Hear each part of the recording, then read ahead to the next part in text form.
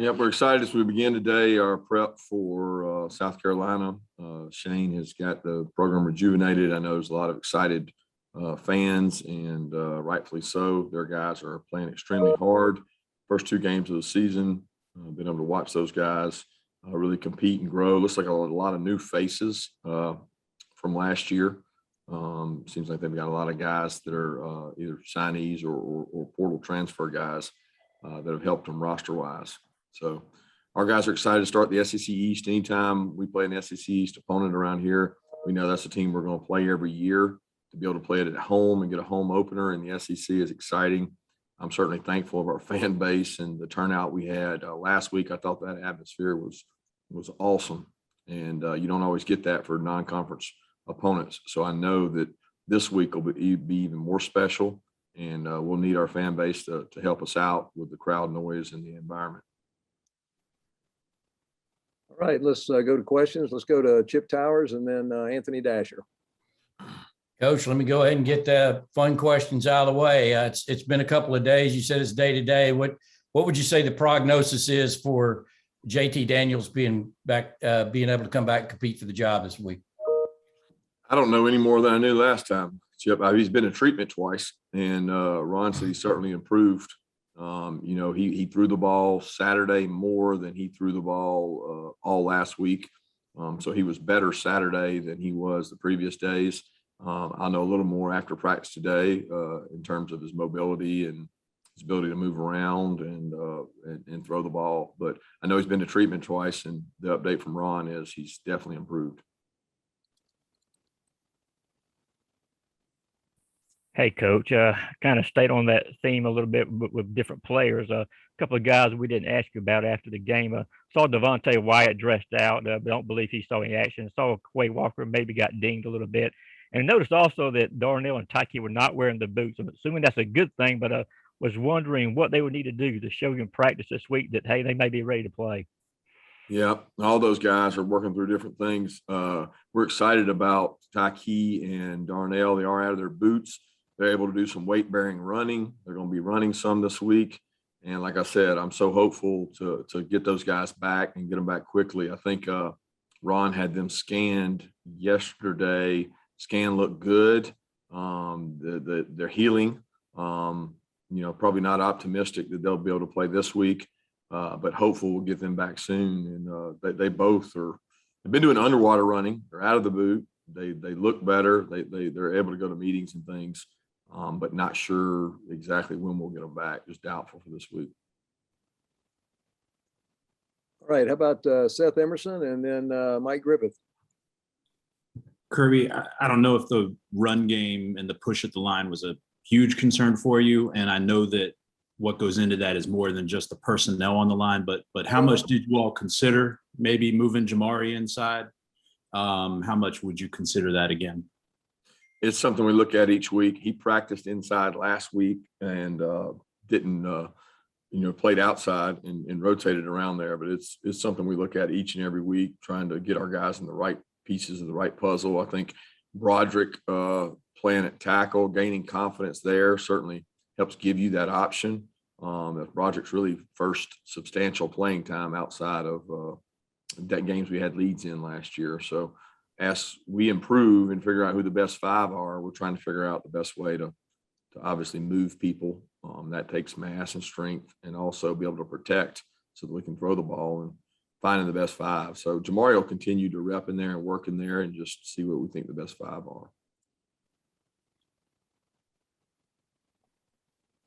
Kirby, kind of a two-parter here. One, South Carolina has a bit of an unknown at their quarterback. Can you share what those quarterbacks do differently? And two, I know you use a lot of different motivations. Will you bring up what happened the last time South Carolina played in Sanford Stadium to the team at some point? No, well, I mean, that was brought up some last year. I think it was more relevant last year. A lot more similarities in their team last year and their staff, with the exception of, Will being gone. But, what happened the last time they were here was really about us, not about them. And it's always going to be about what we do and how we execute. And we're trying to do that at the highest level. And whatever we can do this week in practice to be able to execute at a high level, that's what I want to focus on. not the other. As far as our quarterback situation, we got to see Luke last year. Dodie, he's an incredible athlete. He creates problems in terms of extending plays. He's a really good athlete, and he moved the pocket around against us last year in a different offense, but a good athlete. And, my man down the road right here, Zeb's done a good job. He's come in and played really well. It was interesting. I'm good friends with his dad, and getting to watch him play in those first 2 games was just unique because he played really well. And I'm like, this guy, was a GA, and he jumped in and played quarterback and played winning football, made good decisions, made good throws, and got to be pretty cool for him to get an opportunity to play at an SEC program after going into being a GA, and they use other guys at quarterback as well. And they do a good job changing it up, trying to give you a change of pace at that position. All right, let's go to Mark Weiser and then Jake Rowe. Kirby, how long has JT been dealing with, I guess, the oblique injury? And is it something you understand like might linger, or what's the approach to handle that? The approach is rest, recovery, and treatment. And we've done the best we can with that. The biggest thing we've been told is you just don't want to aggravate it. He's been dealing with it since he felt it prior to Clemson. He felt like he had a twinge, but something happened in the Clemson game to fire it back up. We don't know. We've gone back and watched the tape. He didn't take a lot of shots, but there was one, the first play of the game that he took, that it may have made it worse than it was going into the game. But for whatever reason, he woke up Sunday, and that's when he really felt it. And it's a really, really painful injury that it's hard to relieve that pain. He has to heal, and it takes time. But again, he's improved with each and every day.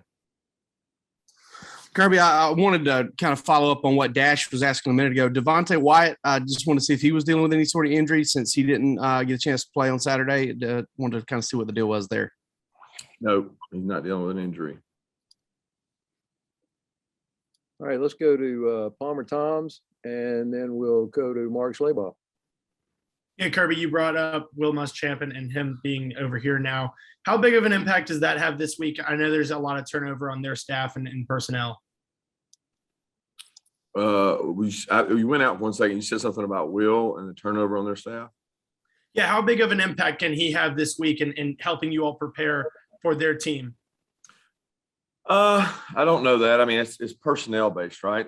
We go through this all the time. We went through it with DK on Clemson. We go through it every year. Somebody changes spots. You guys write about it, make a big deal about it. And it's not that big a deal, really. He's not in their meetings. He doesn't know their game plan. He does know who their players are. And I just don't know how that helps you a lot. We know what their height, weights, and we got the tape, and the tape speaks for itself. He just might know more about them in terms of what strengths and weaknesses there are. So we always do personnel with somebody that knows other teams, and we get the personnel information. But at the end of the day, I think some of these kids can improve and get better, and they're a year older. So you don't always know exactly what they're like.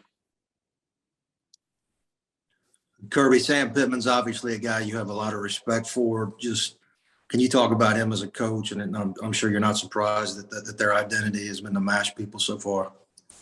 Yeah, Sam's a tremendous leader, a great man, one of the funniest, wittiest, humor person I've been around, and he did a great job for our organization. We wouldn't be where we are now without some of the guys that have had the opportunity to leave here and go on and grow and become, even head coaches and coordinators and things. And Sam fits that mold. He was part of the original crew that came in, and he and Jamie are special people to us, and I'm just happy to see him. I didn't get to see much of the game, but I heard they played really well, and excited for him and honored that he was here, and happy that he helped build this place.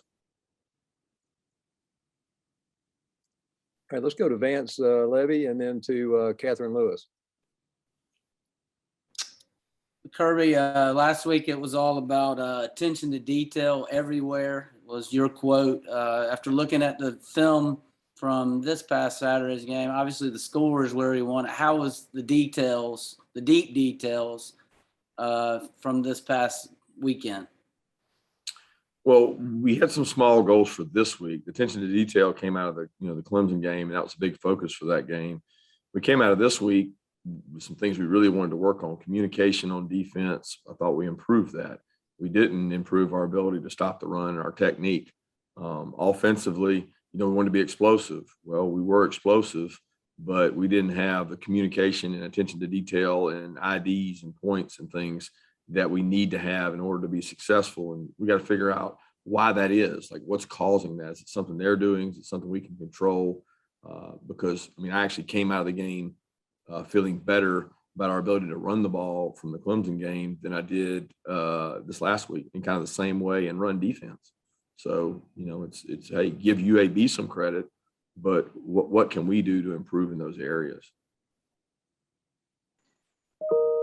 Hey, Coach, I wanted to ask you about Coach Beamer and kind of how well did you get to know him while he worked with you as an assistant coach? And I know you have plenty of experience with it, but is it any different to coach against someone that you worked so closely with formerly?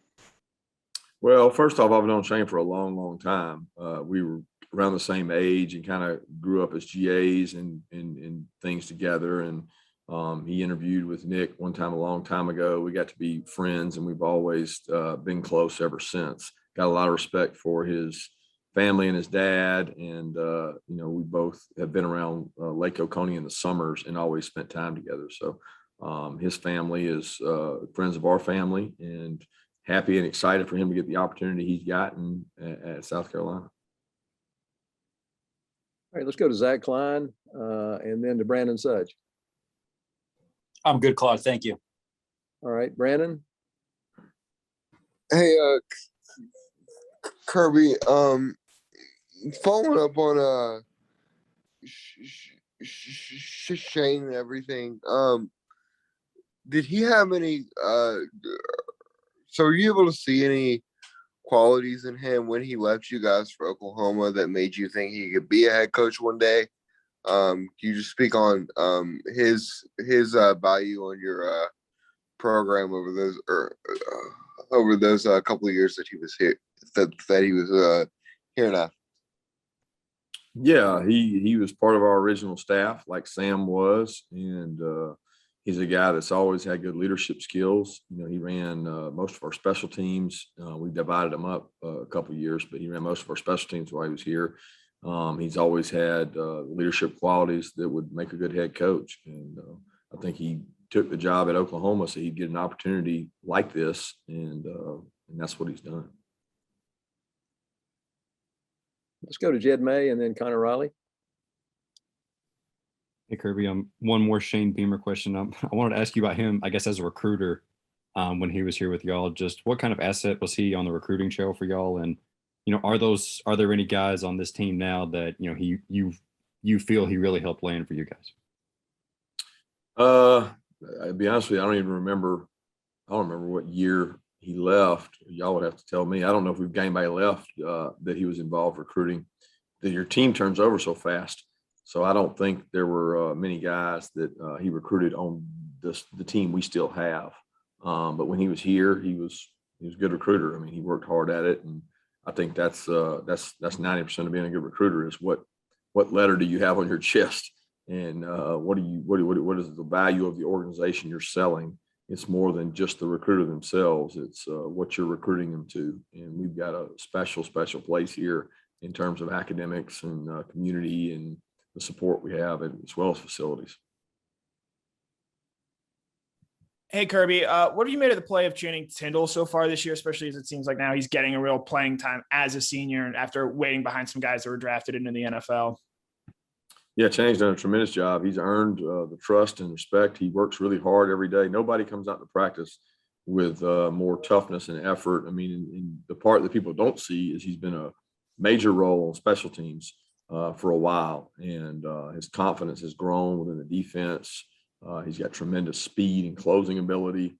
I'm just so proud of someone who's worked so hard and done so much to be a good player, and he's producing. He's playing at a high level, and Coach Schumann's done a really good job of developing his talents. He came in early on and was transitioning from inside and outside backer in high school to playing just inside, and come a long way, and it just tickles me to death that he's been able to do this through hard work, because hard work does pay off. All right, we got time for two more questions. We go to Ryan Curley and then Roddy Nabulsi. Hey, Coach, I know it's a whether or not if JT will play on Saturday, but if he doesn't, is getting Carson involved again part of the plan, or is that something you're going to take day by day? Yeah, you got to take it day by day, because I don't know. I can't answer that, because I don't know what JT's going to be able to do in terms of volume and reps and things. So sure, I'd love to be able to keep Carson involved and keep him involved in the plan, but I don't know where those reps are going to go. It's hard to prepare 3 quarterbacks. I can tell you that. Kirby, you mentioned previously that you did want to have both of your centers on the starting offensive front, but you've also said that you got to have your best 5 out there. You started out with your best 5, then you were able to move them around. You were asked about the tackles. Can you talk a little bit about the interior offensive line, and after watching game film, how you feel they fared when you moved some guys around? I'm not going to ask you to give you a preview of who you have lined up this Saturday, but can you kind of give us a recap of where the team stands now on the O-line? Yeah, like we started last week with Warren at right guard, Jamari at left tackle, that we didn't practice. We did a lot of work during the week in terms of preparing for guys to play different spots. Like I said, Jamari has taken snaps, some at center early in camp, but he's taken some at guard as well. Schaefer has been kind of the constant over there, and Warren has kind of been the constant over at right tackle and Schaefer at left guard. The backups came in, I thought did a decent job. I want to see them play more aggressive and physical, talking about Devin Willick, Chad Lindbergh, Owen Condon, Amarius. They got to play more than your normal amount of playing time. So those guys got to grow and get better, but I want to see them play more physical and play aggressive and play with reckless abandon. It was, some of them were in there for the first time and they were playing a little more timid and getting their first playing experience. Some of them this year, some of them all together. But we'll continue to look at those starting guys and figure out the best puzzle pieces to put in. The decision won't be based just on Warren being a center. He's not going to be, punished because, I'm the center or Van Pran's the center. We're going to put the best 5 out there. But we got to play better up front. And I think those guys will be the first to tell you that. It's not all about ability. Some of it's about dependability. And we got to do a better job of moving people and being physical up front so that we can open up some stuff in the run game. Thank you, Coach Mark. Thanks, Thanks, everyone. And please remain on the line here. We have some players coming up, so stay tuned.